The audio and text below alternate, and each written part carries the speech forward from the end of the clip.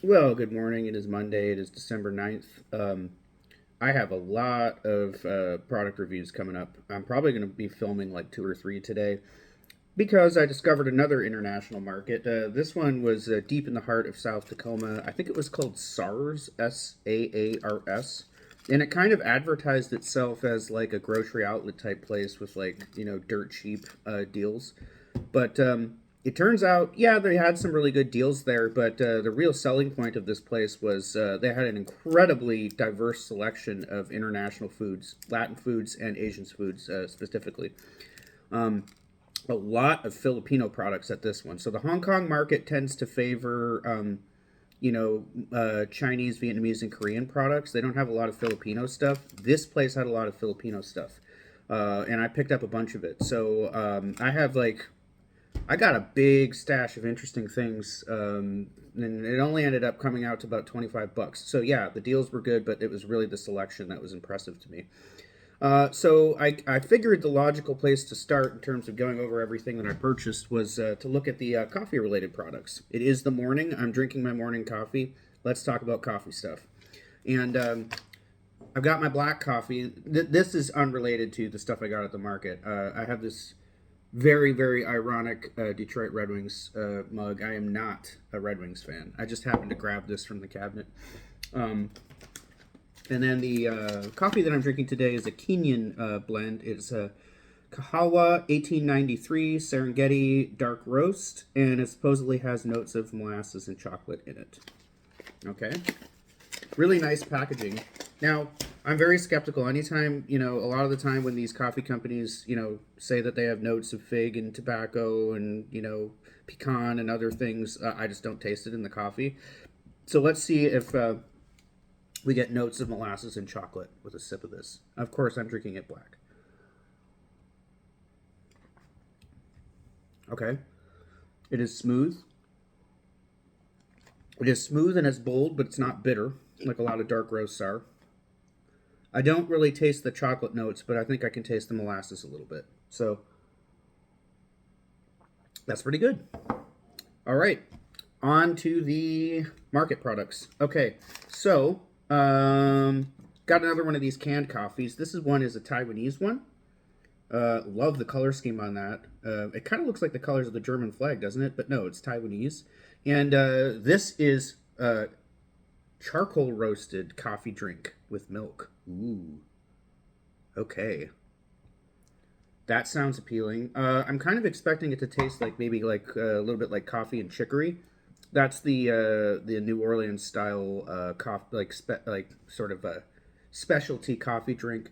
I think the story behind coffee and chicory is there was a point in history where in the New Orleans, in what is now Louisiana, there was a very limited availability of coffee beans. So instead of brewing a coffee type drink with actual coffee beans, I think they used chicory root. I think chicory is a root plant or something like that.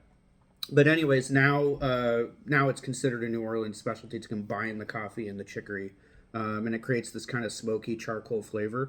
So maybe that's what this will taste like. We can't know until we try it. Let's go on.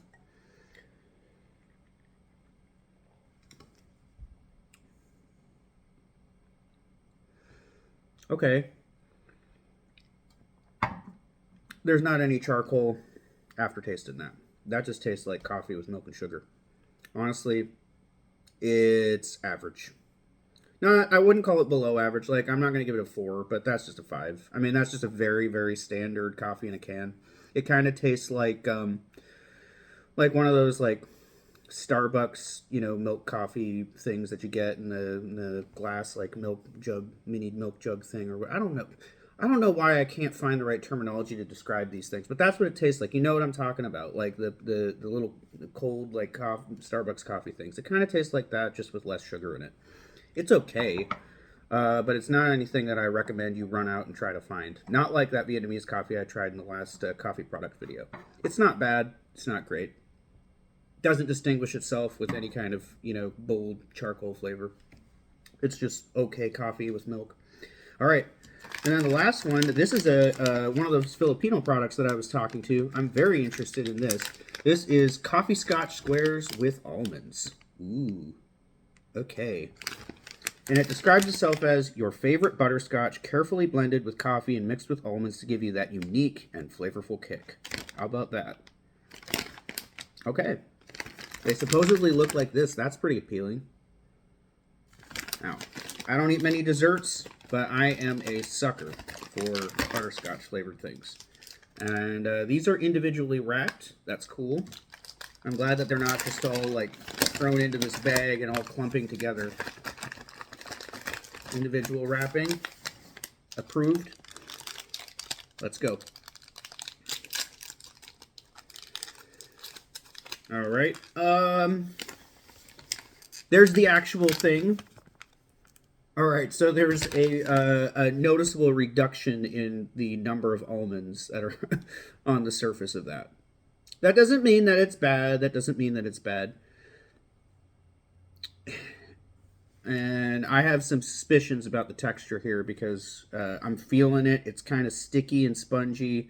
And I feel like the texture is probably going to be very similar to like those trashy plastic wrapped brownies that you get in 7-Elevens and other convenience stores. I don't know. Let's try it out. I'm going to dip it in my coffee. Why not? Let's go.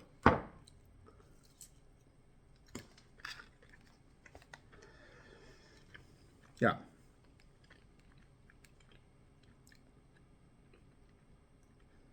Texturally, it is indistinguishable from the trashy brownies. Like, I don't know what they call it, Little Debbie's or whatever.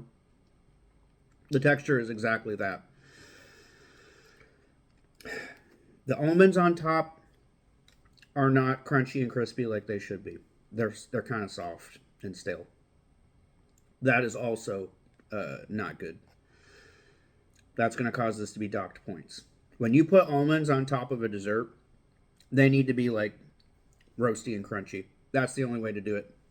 These soft-ass almonds, not good. Not pleasant. The last potential saving grace is going to be, can I taste that nice butterscotch flavor that's promised? I need to take another. I'm going to do another dip in the coffee. And I'm just going to savor the flavor. I'm going to ignore the texture that I don't like, and I'm going to ignore the softness of the almonds. I'm going to see if this can be redeemed by a nice, rich butterscotch flavor. Let's try the last bite.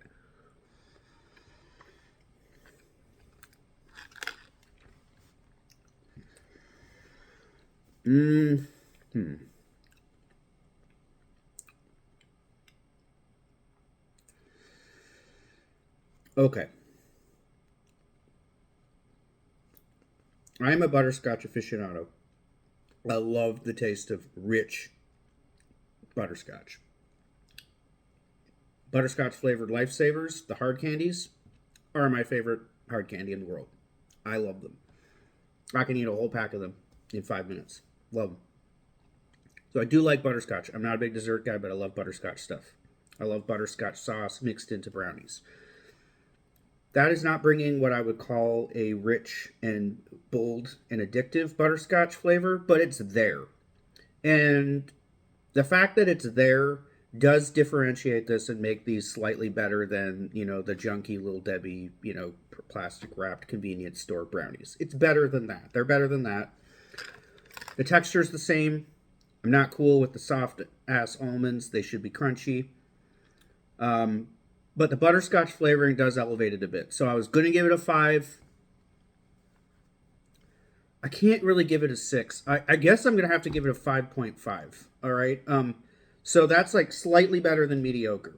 If it didn't have that nice butterscotch flavor in there, it would be a 5. Nothing unpleasant about it. It's just, it just doesn't elevate or distinguish itself really. I'm just being kind because I really love butterscotch flavoring and I can taste it in there. So it has to get a slightly better rating than your typical plastic wrapped junky brownie would. All right. Well, that's all I've got for this video. I've got lots more coming though.